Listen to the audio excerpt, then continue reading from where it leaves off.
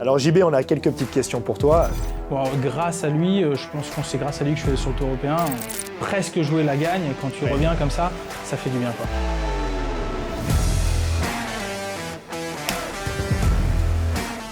Alors Antoine, merci d'être venu sur Insider Golf.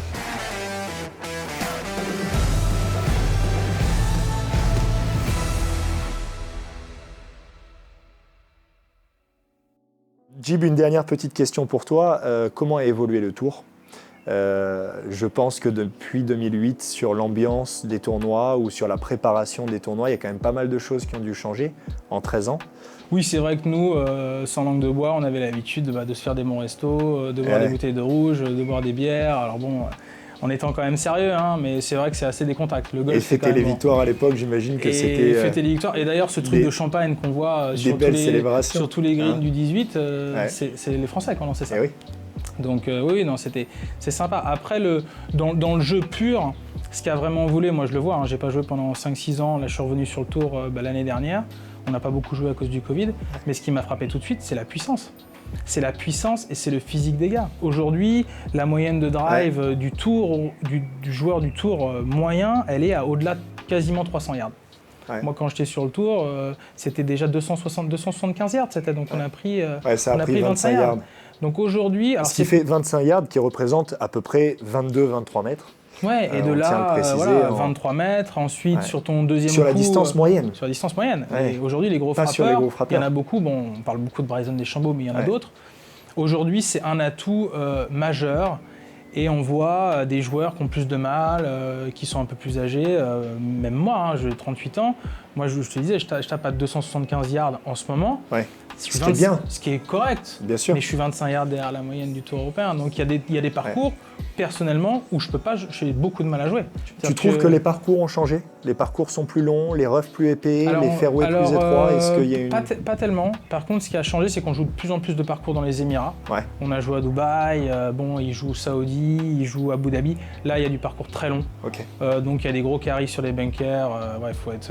Il faut être long. Tu regardes le top 10 mondial aujourd'hui. Ah oui, bien sûr. Je parle pas du Tour européen, mais là, on regarde le top 10 aujourd'hui. Tout se tape assez loin. Ça bombarde à fond. Assez droit et assez loin. C'est ça qui est assez loin. DeChambeau, McIlroy, enfin aujourd'hui, et tous ces mecs-là, je dis pas qu'on peut pas y arriver. Tu peux y arriver une semaine. Ouais. Mais aujourd'hui, garder la carte du Tour européen, alors être dans le top 50 mondial, ça me paraît compliqué sans avoir cette arme-là, quoi. Et toi qui l'as vu, au niveau de la préparation physique, il y a pas mal de choses qui ont changé. J'imagine que les jeunes qui arrivent sont tous...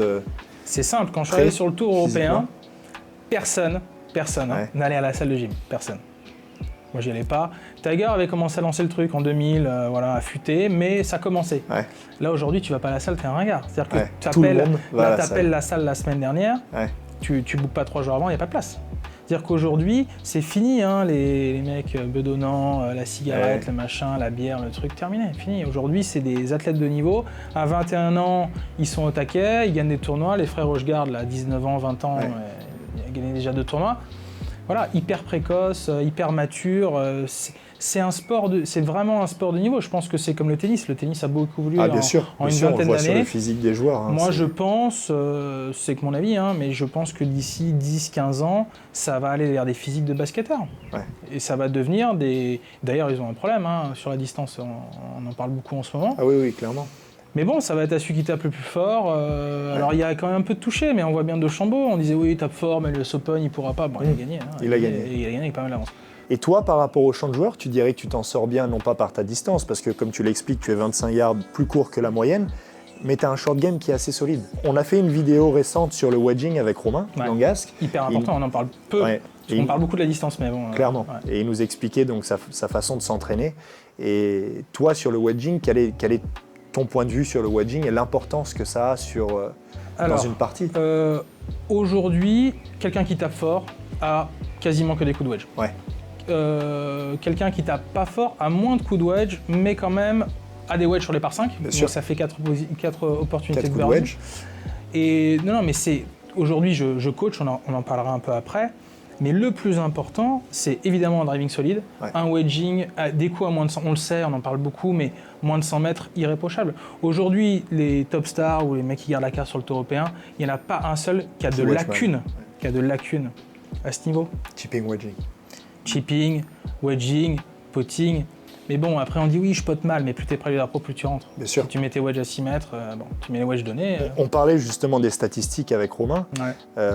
C'est sûr que les joueurs du tour utilisent ces statistiques pour pouvoir performer, pour pouvoir se référencer.